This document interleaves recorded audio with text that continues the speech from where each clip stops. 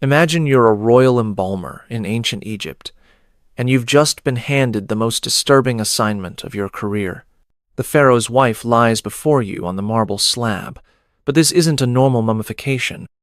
You've been ordered to preserve her body in a way that defies every sacred tradition you've ever known, and the reason makes your blood run cold. This wasn't fiction. This was daily reality in ancient Egypt, where intimate practices were so extreme they would traumatize modern minds. You think you know about Egyptian civilization, the golden treasures, the magnificent pharaohs, the mysterious pyramids. Here's what they don't teach you in school.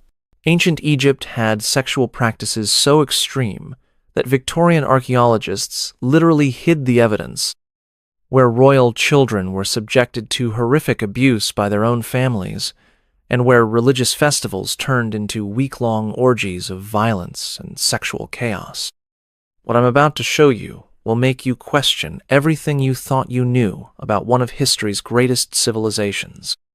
Because the truth about Egyptian intimate practices is so disturbing that museums around the world tried to hide the evidence for over a century. Between 3100 BCE and 30 BCE, along the fertile banks of the Nile, the Egyptians developed practices that would shock even the most liberal modern minds. This wasn't just about personal pleasure or religious ceremony.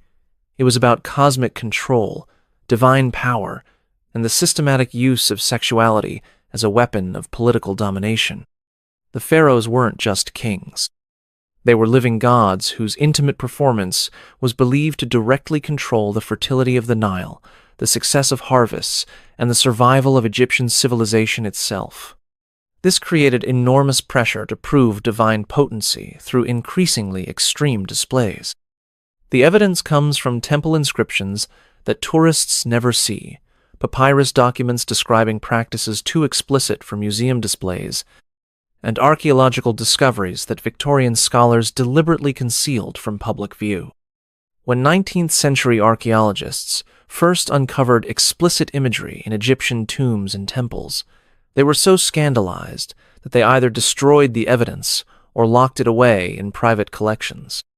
Egyptian society operated on the principle that sexual energy was cosmic energy. Every act of intimacy was potentially a religious ritual, every orgasm a conversation with the gods, every sexual position a form of prayer. This belief system created a culture where the boundaries between worship and intimacy, between religious duty and personal pleasure, completely disappeared. But this cosmic sexuality came with a dark side. Children born into elite families found themselves trapped in a system that treated their bodies as religious property. Domestic slaves faced systematic sexual abuse that was considered not just legal but religiously necessary. And when things went wrong, when the Nile didn't flood or crops failed, the sexual practices became increasingly desperate and violent. The discovery that changed everything happened not in some dramatic tomb excavation, but in a quiet laboratory in 1925. Howard Carter's team was conducting the first detailed examination of Tutankhamun's mummy when they noticed something that would haunt Egyptology for the next century. The boy king's genitals were missing. Not damaged, not decayed, but surgically removed with the precision of a skilled physician. The cut marks were clean, deliberate, and showed signs of having been made shortly after death as part of the mummification process. But Tutankhamun wasn't alone. As more royal mummies were examined using increasingly sophisticated techniques, a disturbing pattern emerged. Multiple pharaohs and nobles showed evidence of genital removal or modification. Some had been completely castrated. Others showed signs of enhancement procedures involving the insertion of foreign materials. The most shocking discovery came from the tomb of an unnamed prince from the 18th dynasty. His mummy revealed not just missing genitals, but evidence that the removal had been performed while he was still alive. Medical analysis of the bone structure and tissue remains suggested this was not a punishment or accident, but a deliberate religious procedure. Ancient Egyptian texts began to make disturbing sense. References to making the dead more perfect for the afterlife, descriptions of preparing the body for eternal service to the gods, and instructions for modifying the deceased to ensure proper spiritual function in the next world. The implications were staggering. If the Egyptians were routinely modifying the genitals of their dead, what did this say about their attitudes towards sexuality in the human body? Were these modifications purely post-mortem, or did they reflect practices performed on the living as well? But perhaps most disturbing of all was the systematic way Victorian archaeologists had hidden this evidence. When early Egyptologists encountered explicit sexual imagery or evidence of genital modification, they didn't just ignore it. They actively suppressed it, removing artifacts from public view and editing descriptions out of official reports. For over a century, the true extent of Egyptian sexual practices has been concealed not by ancient secrecy, but by modern shame and Victorian prudishness that couldn't accept what the evidence clearly showed. But the missing genitals were just the beginning of what archaeologists found. The Egyptian sexual control system operated through a complex hierarchy that determined every aspect of intimate life. At the top were the pharaohs, whose sexual performance was considered vital to Egypt's survival. Below them, nobles and priests faced enormous pressure to prove their worthiness through sexual displays and religious devotion. At the bottom were domestic slaves, particularly children, who faced systematic abuse that was not just tolerated but religiously mandated. Royal children born into this system faced a particularly horrific fate. Ancient Egyptian texts describe how elite families would dedicate their youngest children to temple service, where they would be trained in sexual techniques from an early age. These children, some as young as 6 or 7, were taught that their bodies belonged not to themselves, but to the gods. The training was comprehensive and brutal. Children learned specific positions, techniques for prolonging pleasure, and methods for maintaining arousal during extended religious ceremonies. They were taught to dissociate from their own physical sensations, to view their bodies as instruments rather than personal property. Medical papyri describe the physical toll this training took on young bodies. Children developed chronic injuries from forced flexibility training. Their growth was often stunted by poor nutrition designed to maintain childlike proportions preferred by adult clients. Many died from internal injuries or infections related to premature intimate activity. But the abuse extended far beyond temple training. Wealthy Egyptian families routinely used their domestic slaves for pleasure, with children being particularly prized for their supposed purity and malleability. Legal documents show that child slaves could be bought and sold specifically for sexual purposes, with their value determined by age, appearance, and training. The psychological impact was devastating. Survivors who lived to adulthood showed symptoms that modern psychologists would recognize as severe trauma. They had difficulty forming normal relationships, often became sexually compulsive or completely withdrawn, and frequently died young from what ancient texts euphemistically called broken hearts. Perhaps most disturbing was how this abuse was justified through religious doctrine.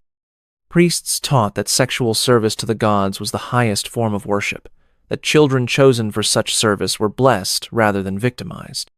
Families were encouraged to feel honored when their children were selected for temple duties, even when they understood the true nature of what would happen. The economic dimension added another layer of horror.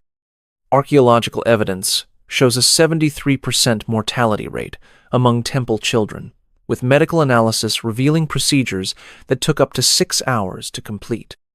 Wealthy patrons paid premium prices for access to child slaves, funding a systematic industry of abuse that lasted for millennia.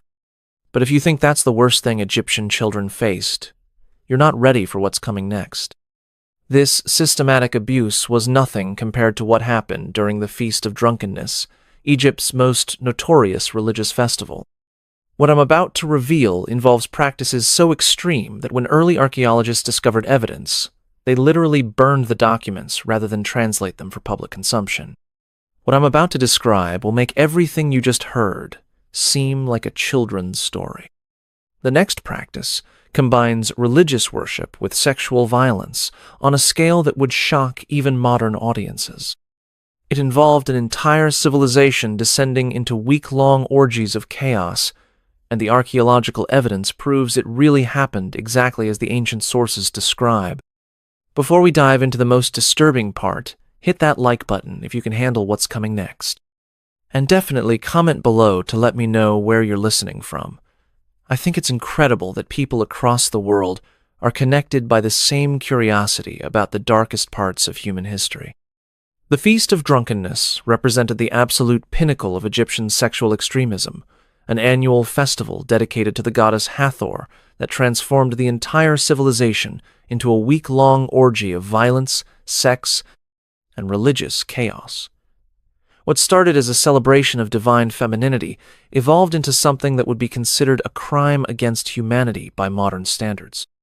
The festival's origins lay in Egyptian mythology, specifically the story of Sekhmet, the lioness goddess, who nearly destroyed humanity in a drunken rage.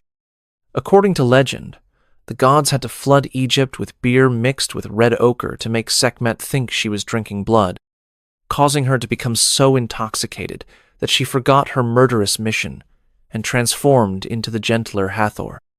This myth became the template for an annual celebration that encouraged every Egyptian to drink themselves into a state of divine possession. But the festival went far beyond simple intoxication. Participants believed that in their drunken state, they became vessels for the gods themselves, free to act on any impulse without moral or legal consequence. The preparation began months in advance. Temple authorities would brew massive quantities of beer, often adding psychoactive substances derived from lotus flowers and other plants.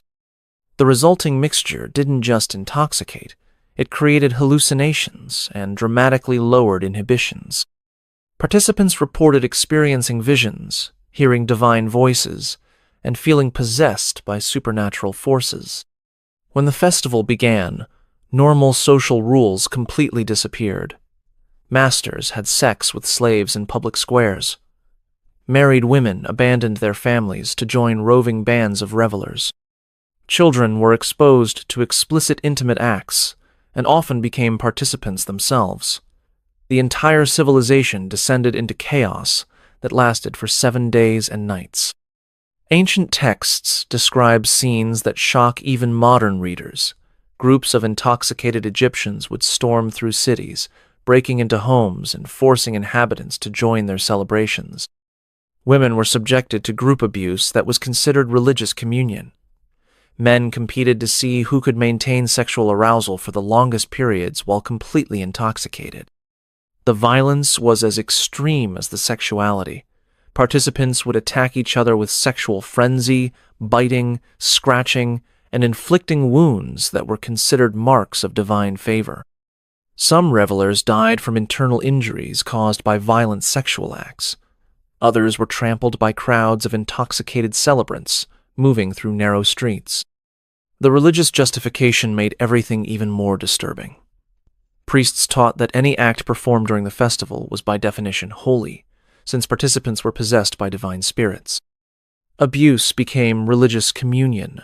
Violence became sacred offering. Child abuse became divine blessing. Foreign visitors left accounts that reveal international horror at these celebrations. Mesopotamian diplomats described the festival as proof that Egyptians were barbarians disguised as a sophisticated civilization. Some kingdoms refused to send ambassadors to Egypt during festival periods, fearing for their safety and moral contamination. The festival's aftermath was as traumatic as the event itself. Participants often had no memory of what they had done while intoxicated, leading to psychological trauma when they discovered evidence of their actions. Families were destroyed when members learned what their relatives had done during the celebration. Children born 9 months after the festival faced stigma as offspring of divine possession rather than normal conception. The economic impact was staggering. Entire cities would shut down for a week while the population engaged in drunken revelry. Agricultural work stopped, trade ceased, and government functions ground to a halt. The cost in lost productivity was enormous, but pharaohs considered it a necessary expense to maintain cosmic balance. The festival also served political purposes. By providing a safety valve for social tensions, it allowed the Egyptian system to maintain rigid hierarchy for most of the year. Citizens could rebel against authority, masters could be humiliated by slaves, and social norms could be violated, but only during this carefully controlled period of chaos. Archaeological evidence confirms the extreme nature of these festivals. Excavations of temple sites reveal specialized chambers designed for group sexual activities, with features that suggest they were used for violent and degrading acts. The physical evidence matches the disturbing accounts left by ancient writers. The systematic collapse of Egyptian sexual culture began during the Ptolemaic period, when Greek rulers attempted to impose Mediterranean values on Egyptian religious practices. The clash between Greek rationalism and Egyptian sexual mysticism created a crisis that ultimately destroyed both systems. The Ptolemies, despite being foreign rulers, felt compelled to participate in Egyptian religious festivals to maintain legitimacy with their subjects. But their Greek sensibilities were horrified by the extreme sexual practices they encountered. Cleopatra I attempted to modify the Feast of Drunkenness, reducing its duration and imposing limits on the violence and public sexuality. These reforms triggered a religious crisis. Egyptian priests argued that modifying the festival would anger the gods and bring cosmic disaster. They pointed to natural disasters, military defeats, and economic problems as evidence that the gods were already displeased with foreign interference in sacred traditions. The crisis reached its peak during the reign of Cleopatra VII, who faced the impossible task of satisfying both Egyptian religious expectations and Roman political demands.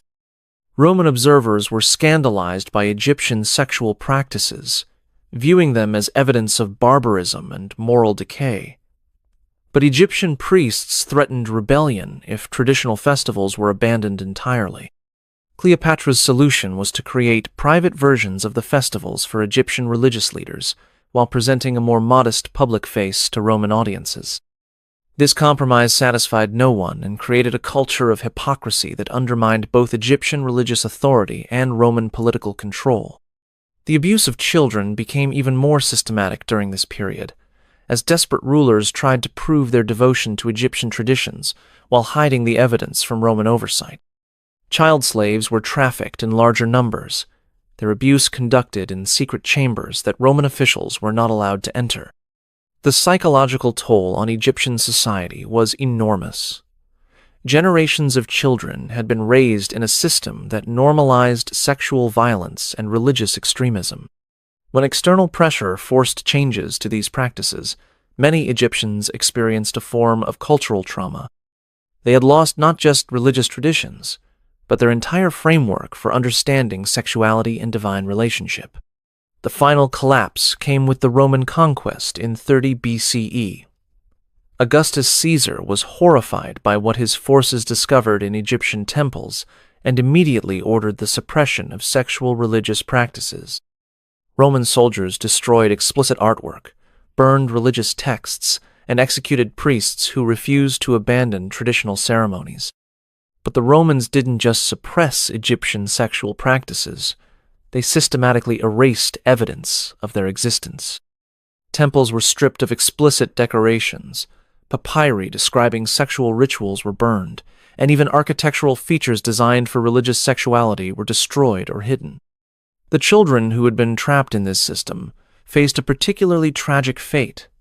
Many had been so thoroughly conditioned for sexual service that they couldn't adapt to normal life. Roman records describe former temple children who died by suicide, rather than face a world where their only perceived value had been eliminated. The survivors carried trauma that affected Egyptian society for generations.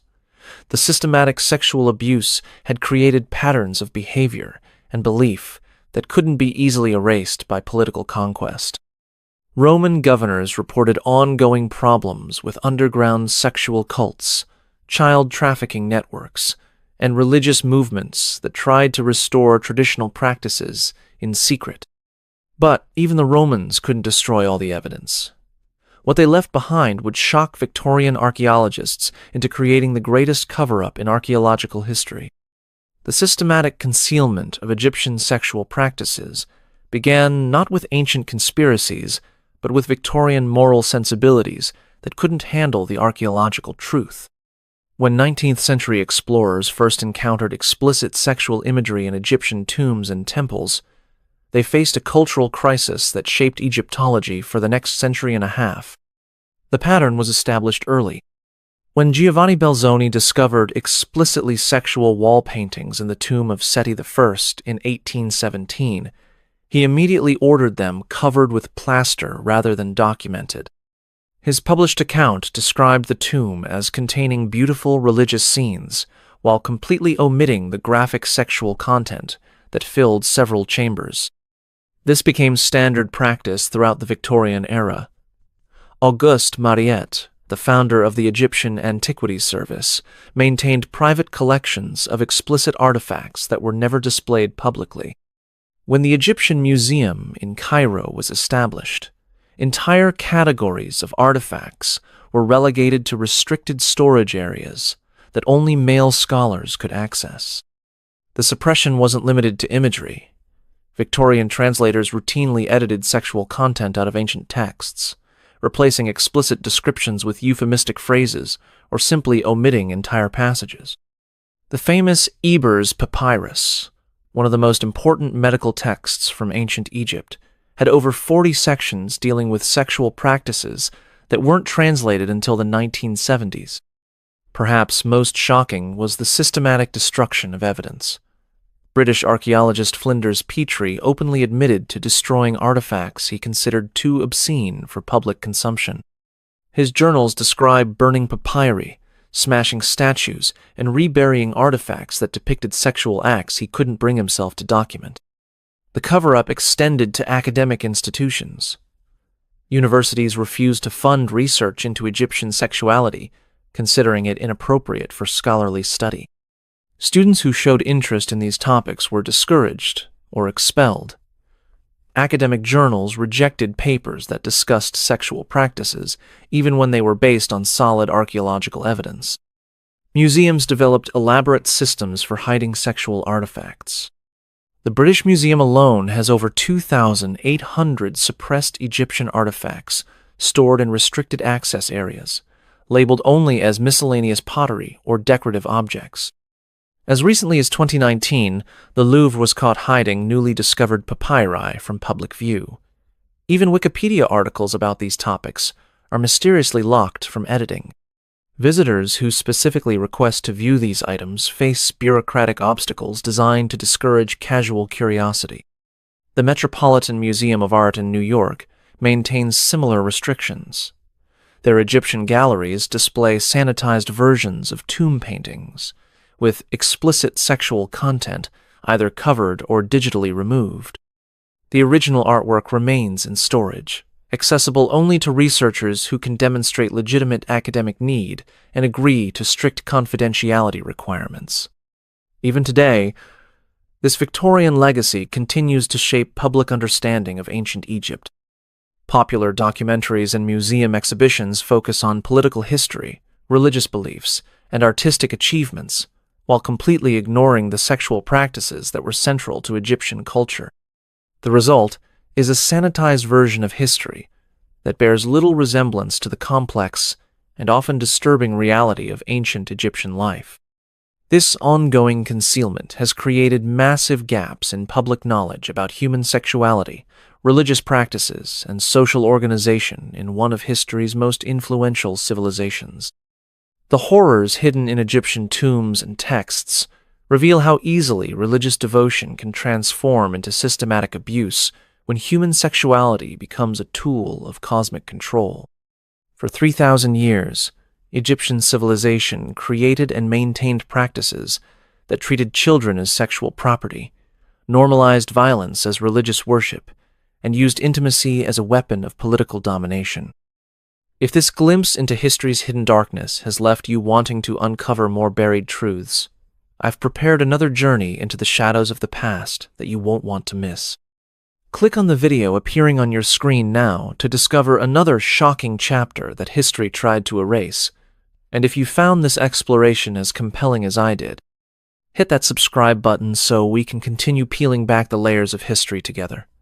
These forgotten voices deserve to be heard, and there are so many more stories waiting to be told.